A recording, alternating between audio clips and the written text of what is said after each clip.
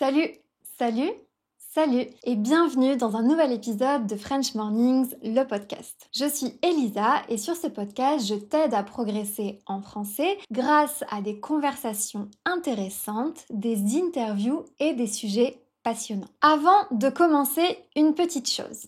La conversation que tu vas entendre avec Erika est en français à vitesse réelle et sans explication.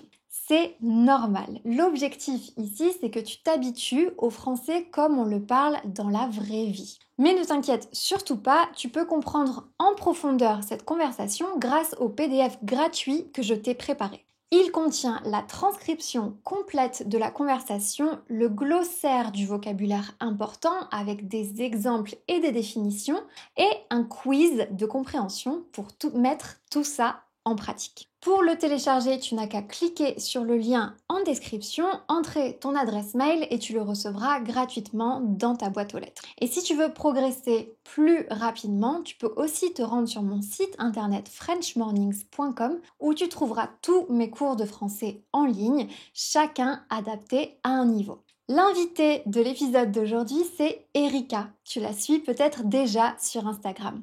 Elle est japonaise originaire de Tokyo et adore la France. Elle vit maintenant à Paris et sur ses réseaux sociaux, elle partage sa vision de la France, son parcours d'apprentissage du français et aussi parfois les situations un petit peu drôles qu'elle rencontre. Et je te souhaite une bonne écoute.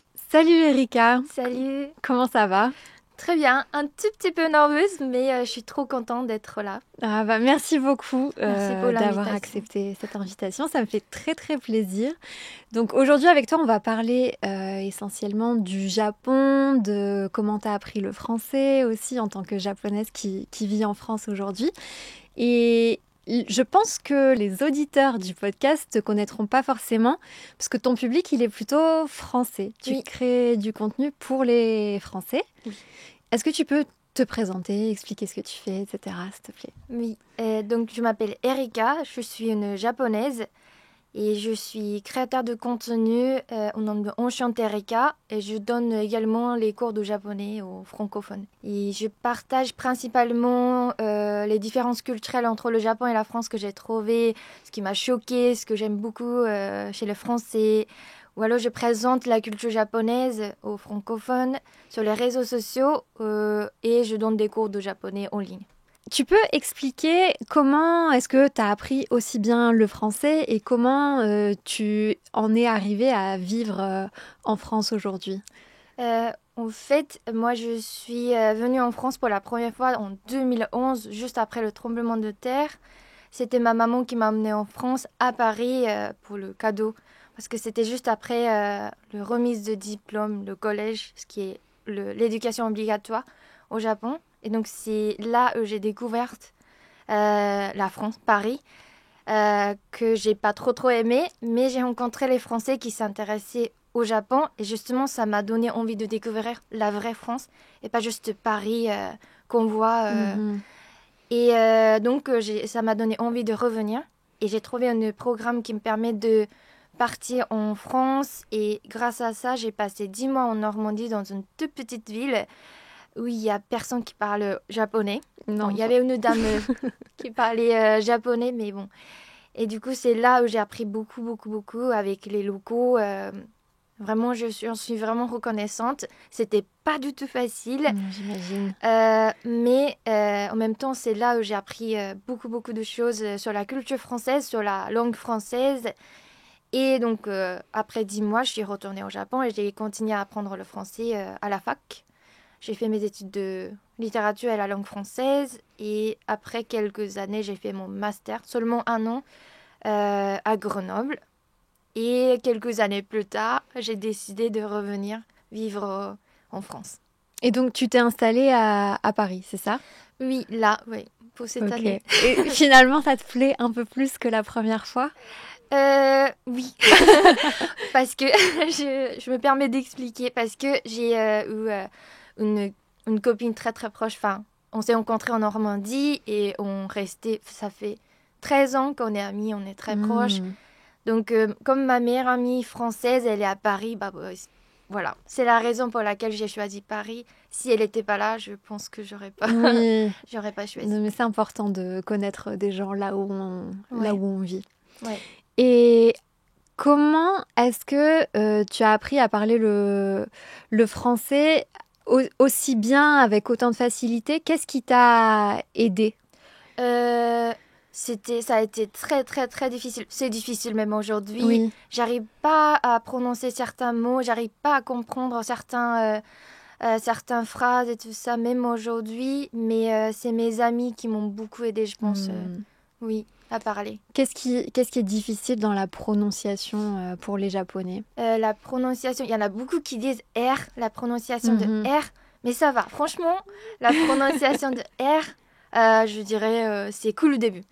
Mais c'est plus les voyelles comme OU, OU, et aussi ON, ON, ON.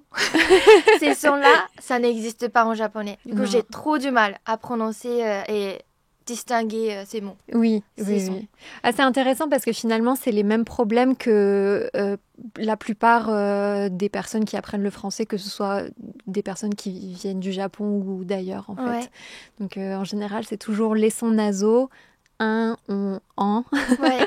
J'ai des amis au début qui me disaient, j'entends pas la différence, j'ai l'impression que tous ces sons-là, ce sont les mêmes. Oui, oui, c'est ce que je ressens exactement. Et donc, le son ou, ça n'existe pas en japonais? En fait, ou, tout est ou, en fait. Ah, oui. Donc, il n'y a pas de distinction, on ne distingue pas. D'accord. Mais vous avez u et... Oui, on a eu. Ah, d'accord. Mais D'accord. Donc, c'est des sons un petit peu proches et... Ouais. Enfin, il n'y a pas de subtilité. Il n'y a pas autant de sons en japonais. D'accord. Ouais. Que c'est difficile. Donc, moi, j'ai découvert ton compte Instagram. Merci. Et j'ai remarqué que les vidéos que les gens préféraient, j'ai l'impression que c'est celles où tu racontes des situations où il y a eu des incompréhensions, justement, souvent à cause de la prononciation. Donc, soit que toi, t'as pas compris quelqu'un qui avait dit un mot en français, ou alors à l'inverse. Est-ce que tu as des anecdotes, par exemple, à nous raconter? Ouais, j'en ai plein. Je m'amuse bien de faire des vidéos comme ça. Mais au début, pour être honnête, ça m'a rendu triste de ne pas pouvoir bien prononcer. Et donc, je encourage les gens qui écoutent ce podcast aussi de ne pas se prendre la tête parce que au début, ça m'a pris vraiment la tête et j'avais trop honte. J'étais trop timide de prononcer les mots. Mais au final, si on rigole, les gens adorent. Et donc, mon anecdote, je pense qui a bien marché sur les réseaux, c'est quand j'ai dit merci beaucoup. En fait, quand j'ai dit ça, merci beaucoup à un garçon, à un serveur, c'était dans un salon de thé. Parce qu'à la base, avec les filles, on disait qu'il y a un serveur mignon. Donc, on y va pour voir. Et du coup, à la fin, j'ai dit merci beaucoup. Et ça faisait comme si merci beaucoup. Et j'ai pas compris. Et tout le monde a rigolé. Et je ne comprenais pas. Et j'étais tellement triste. Pourquoi tout le monde rigole? J'ai dit merci beaucoup. J'ai remercié. Et tout le monde a rigolé. Et donc j'étais triste. Et après, une des filles m'a expliqué pourquoi c'était rigolo. Et je me suis dit, si ça fait rire, c'est bien, je fais une vidéo dessus. Et comme ça fait rire les gens.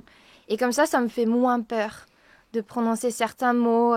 Si les gens se moquent, je vais rigoler. Voilà. Et c'est comme ça que j'ai fait cette vidéo. Il y en a d'autres, il y en a beaucoup. Est-ce que tu veux savoir d'autres? Oui, si tu en as une autre à partager. Par exemple, j'attendais... on était dans la cantine. Il y avait une place. J'ai trouvé une place. Et je voulais faire venir les filles vite. Parce que sinon, quelqu'un va prendre la place. Et du coup, je voulais faire venir. Mais en japonais, il n'y a pas la différence entre V et B. Enfin, V n'existe pas. Donc, il n'y a que B. Ah, d'accord. Et donc, j'ai dit bien, vite. Comme ça. Et ça fait rire. Mais bon, j'étais trop timide. Parce que je ne comprenais pas. J'imagine. Le problème, c'est que tu comprends pas ce que tu as dit, mais tout le monde rigole. Oui, Oui, mais je pense que dans ces situations-là, il faut se rappeler que les gens rigolent pas de toi, oui, mais rigolent de la situation. oui, Et souvent, c'est vrai qu'on le prend personnellement parce que ça vexe, mais c'est jamais, enfin, c'est jamais, si, ça peut arriver, mais c'est rarement de la méchanceté, en fait. oui, C'est juste la situation qui fait que, bah voilà, des petites erreurs de prononciation. oui. Et c'est plus gentil de rigoler que juste ne rien dire. Je Mhm. pense dans la culture japonaise, pour pas vexer, on rigole pas tout de suite devant les gens. Je pense Ah, on a cette culture. Et du coup, ça m'a un peu choqué que mes amis ont rigolé juste comme ça devant moi. Que j'étais choquée. Peut-être j'ai fait quelque chose de mal ou voilà, j'ai pris un peu personnellement. ah oui. Mais c'est vrai que par rapport à la différence de culture, Ouais, oui, ça a été ça aussi très change dur. aussi. Oui, Mhm. voilà. Et alors j'avais une question, tu disais justement que tu n'avais pas aimé le Paris la première fois où Ouais. tu y es allé. Est-ce que tu connais le syndrome de Paris dont j'en ai Hmm, entendu parler? oui, j'ai déjà entendu parler, c'est la déception, c'est ça? Oui, alors apparemment, ce serait assez spécifique aux touristes japonais qui ont une image un peu rêvée, un peu fantasmée de Paris. D'accord. Et en fait, une fois qu'ils arrivent sur place, la déception est tellement grande qu'ils font une dépression. D'accord. Bon, j'avoue que j'avais pas eu cette grosse dépression parce que en fait, j'avais pas d'attente de D'accord, Paris. tu connaissais pas Je assez pour... connaissais pas, oui, pour être déçu, il faut avoir des attentes. Moi, j'avoue que je n'avais pas autant d'attentes pour Paris. Et pour venir vivre à Paris cette fois-là, je me suis beaucoup entraînée en parlant avec des gens qui vivent en Provence. Comme ça, t'es bien préparé mentalement parce que bah, il suffit de demander les avis des Français euh, pour Paris. Et comme ça, t'en as plein d'idées, mauvaises images de Paris. Et que, en fait, finalement, quand je suis arrivée à Paris, j'étais plutôt, cette fois, quand je suis arrivée cette fois, en fait, j'étais, non, en vrai, les Parisiens sont gentils. Ah, Parce que, merci. parce que j'ai entendu tellement de mauvaises histoires que, en fait, ça m'a rendu genre, oh, non, ça va. En fait, tu t'attendais à quelque chose de tellement catastrophique que finalement, ça va, ça se passe Non, bien. non, ils sont gentils. C'est vrai, t'as des exemples de situations où tu trouves que les gens sont plutôt gentils? Ouais, par exemple, quand je voyageais avec ma mère, moi, je suis habituée à voyager et que j'arrivais, enfin, je comprends le français, donc c'est facile, mais ma mère, elle a eu du mal, elle a fait quelque chose, et elle ne pouvait pas passer au métro, Hmm. le ticket ne marchait pas, je comprends pas pourquoi. Et là, il y a quelqu'un qui a aidé ma mère pour passer avec sa passe Navigo, comme ça, juste comme ça, ou alors on s'est perdu. Et il y en a qui viennent pour nous demander où est-ce qu'on veut y aller. Ça nous est arrivé plein de fois en vrai, donc Hmm. voilà. Bon, bah, ça change pour une fois. On dit du bien des Parisiens sur les réseaux.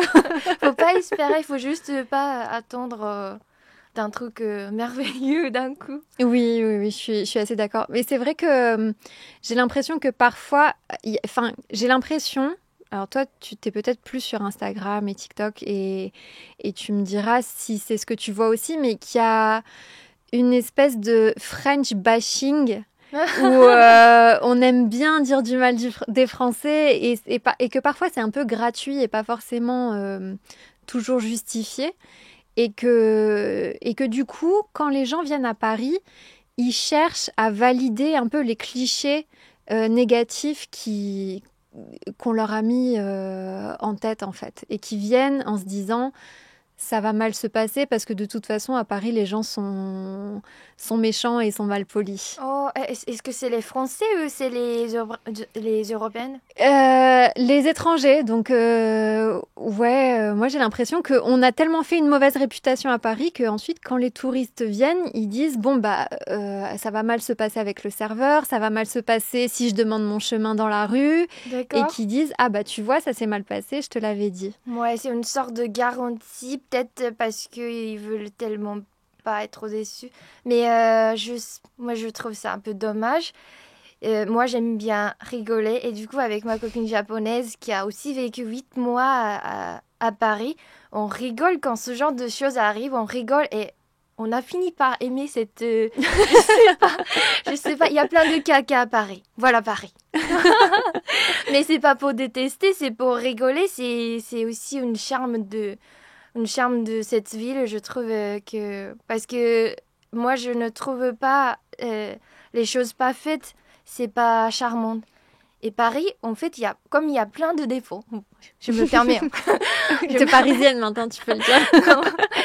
Que je trouve que c'est tellement drôle de vivre dans cette ville. Moi, j'aime bien ce côté imparfait, mais parfaitement imparfait, cette ville que j'aime bien. Bon, il y a des choses que j'aime pas, hein, mais j'aime bien. Oui, mais c'est vrai qu'on peut trouver de l'intérêt dans les choses imparfaites. Si tout était parfait, ce serait un petit peu Les serveurs ennuyant. de mauvaise humeur, je trouve ça charmant. c'est typiquement parisien. Peut-être que les gens ne viendraient plus justement si tout le monde était de bonne humeur.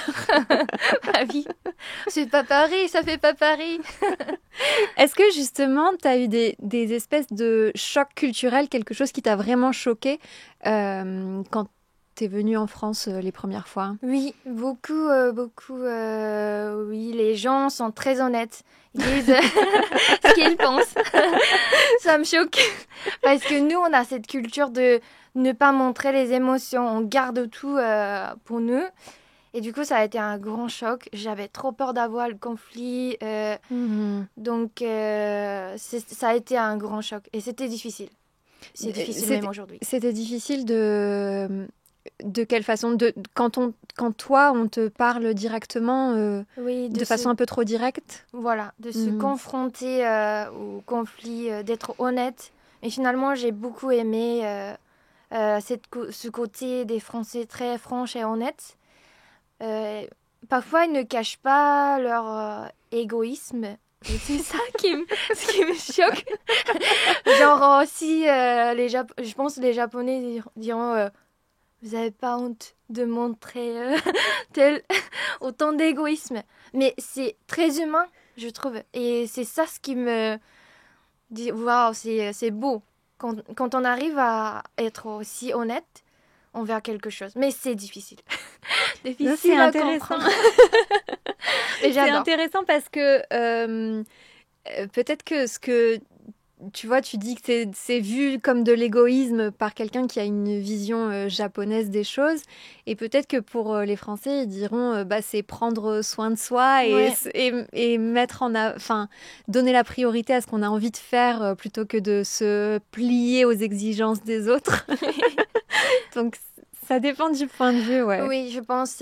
Et c'est aussi pour ça que je me sens très bien ici, de mettre en avant, de me prioriser d'abord. Et après, je fais ce que je peux faire pour les autres. Je ne me sens pas coupable de faire ça ici, alors que si je suis au Japon, je me sentirais un peu coupable de me prioriser avant les autres. Ah oui, c'est intéressant. Mais c'est aussi parce que les autres, ils priorisent les autres avant nous. Oui. Ici, les gens, ils priorisent d'abord, ils se priorisent, et donc moi aussi. Et le reste, je vais faire tout ce que je peux faire pour les autres. Donc j'aime beaucoup cette culture. Enfin, j'ai choisi le mot égoïsme, mais pas pour vous vexer. Mais c'est se donner la priorité. Mais avec l'expérience là, je pense que c'est une bonne chose, ce côté français justement de se prioriser et ensuite de pouvoir aider les autres, parce que j'ai connu des personnes qui justement donnaient, mais tu t'épuises en fait de cette façon-là. Oui. Et après, tu peux plus aider les autres parce que toi, t'es toi-même épuisé, Ouais. Quand on sait bien prendre soin de soi et qu'on est comblé, et c'est là où on prend le plaisir d'aider les autres. Donc, parce que si tu priorises les autres et que t'es pas heureux, en fait, tu souffles, t'es pas heureux d'aider les autres. Alors que quand t'es heureux et que tu aides les autres, t'es vraiment comblé, c'est le sentiment comblé, je trouve. Mais on a besoin de s'aider, donc je trouve ça tellement enrichissant de connaître d'autres cultures. j'aime beaucoup la culture japonaise et j'aime beaucoup la culture française aussi également. Est-ce qu'il y a des petites habitudes, des petites manies ou des petites choses voilà, du quotidien typiquement française que tu as adoptées? Je râle beaucoup plus. Mais vraiment, c'est un plaisir. J'adore râler. J'adore parce que ça libère les émotions. Enfin, je montre mes émotions beaucoup plus. Au Japon, je considérais ça comme... je sais pas, les gens considèrent plus ça, c'est un peu enfantin. De montrer les émotions. Donc, quand t'es adulte, tu dois pas montrer tes émotions. Tu restes De toujours marbre. calme. Ouais. Et ça, c'est bien parce que ça affecte pas les autres. C'est vrai que si il y a quelqu'un qui est très enfin, qui montre beaucoup d'émotions, ça peut être trop fatigant pour les autres. Mais garder toujours les émotions en soi, c'est très très très épuisant. C'est épuisant. Moi, je préfère partager mes émotions, mes sentiments avec les autres, tout en réfléchissant, parce que je pense que c'est possible. Est-ce que je peux le partager maintenant? Est-ce que c'est mieux de ne pas le partager? Mais avec mes amis, je partage beaucoup plus et je râle sans se prendre la tête, sans me dire ah non, il faut pas montrer. Non, non, ils font aussi mes amis. Donc voilà, Donc on tout partage. le monde râle ensemble. J'adore. Oui. Oui. Mais c'est vrai que je crois que qu'il y a des études qui ont été faites sur le fait de râler et de voilà, pouvoir un peu libérer les émotions négatives quand on en a besoin. Donc Ouais. je pense que râler est bon pour la santé. Oui, on adore tout ce qui est bon pour la santé, les Japonais. Allez, on râle un tout petit peu plus pour la santé. Est-ce que tu penses justement que la société japonaise devrait adopter quelques habitudes françaises? Je ne sais pas si ils devraient adopter parce que s'il y a une culture, c'est que il y a des raisons qu'ils ont cette culture. Donc je ne sais pas, mais c'est vrai que quand je parle avec mes amis, quand je passe le temps avec mes amis et ma famille, souvent je me dis que j'espère qu'ils pensent un peu moins au travail. Je sais très bien que le travail, ça fait une grande partie de la vie japonaise. Et le travail, c'est très très important. Pour moi aussi, ça fait partie de l'identité. Mais ça me rend triste que quand je passe le temps avec mes amis et qu'ils regardent les mails de travail et ils répondent à côté de moi en disant que ah mais c'est hyper important de répondre à ses clients. Ah, c'est le mail de mon supérieur alors que c'est le jour de congé ou alors c'est le week-end. Et j'ai envie de dire oui, c'est important, je comprends, mais on passe le temps ensemble là et toi tu réponds aux messages de travail. Et ça me fait très très triste Oui. qu'ils priorisent un peu le travail. Donc ça, c'est un truc que peut-être... Je sais que les Français prennent aussi beaucoup de importance pour le travail aussi. Il y en a beaucoup qui travaillent beaucoup, surtout à Paris. Mais ils partent le bureau 19h, enfin 18h, 19h, et qu'ils profitent le temps après et que je sais pas trop comment dire, mais cette mentalité de ne pas mélanger le travail et la vie privée, prioriser la vie privée, ça, j'espère que les Japonais comprendront un peu plus. Ouais. Ouais. Mais j'arrive pas trop bien comment expliquer. Si, mais j'ai compris. En fait, c'est que même si en France, le travail, ça a quand même une place importante, au Japon, par rapport à nous, en tout cas, c'est démesuré la place que ça prend dans la vie en général. Ouais. Donc ça empiète aussi sur la vie personnelle. Ouais, et je sais que c'est un peu cliché de dire les Japonais le travail, mais ça fait... si je défends les Japonais, c'est que le travail, c'est la fierté, c'est notre fierté et c'est aussi notre identité. Et il y en a qui disent « Ah, c'est triste, le travail n'est pas... Enfin, le travail et son identité. » Oui, mais en même temps, le travail, notre travail est très, très apprécié au monde, la réputation, et on est tellement fiers. on est tellement responsable de ce qu'on fait. Ikigai, c'est le mot un peu à la mode. Je sais pas comment c'est interprété dans le monde, mais vraiment, c'est la fierté des Japonais et que c'est quelque chose qu'on tient à cœur, vraiment. Donc, je comprends que c'est très important, mais je veux vraiment que les Japonais comprennent un peu plus que passer le temps avec la famille, avec des amis, c'est la chose la plus importante dans la vie, je pense. Enfin, à mon avis. En français, on dirait qu'il faut lever le pied un petit peu. Lever le pied ? Ouais, c'est l'expression, genre travailler un petit peu moins, ou en tout cas être un peu moins intense dans ce qu'on fait. Donc, il faut lever le pied au travail. Ouais. Et est-ce que, à l'inverse, tu penses que la société française, elle pourrait s'inspirer de quelque chose de la société japonaise qui l'améliorerait un petit peu? Je connais pas assez la culture française parce que finalement, je pense que j'ai pas assez vécu en France. Ça fait peut-être au total 3 ans que je vis en France, donc je connais pas assez pour dire ça. Mais ce que je peux dire à Paris, la propreté, c'est pas possible. Mais vraiment, je pense que c'est le pire pour une japonaise. J'ai vécu toute ma vie à Tokyo, c'est ma ville natale, c'est là où je suis née. Et du coup, ça a été vraiment un grand choc. Après, c'est connu. Paris, c'est sale, c'est connu. Ça pue, c'est sale. Bon, c'est beau en même temps, c'est sale. Mais parfois, j'ai vraiment l'impression de vivre dans une poubelle. De vivre dans les toilettes. C'est pas possible.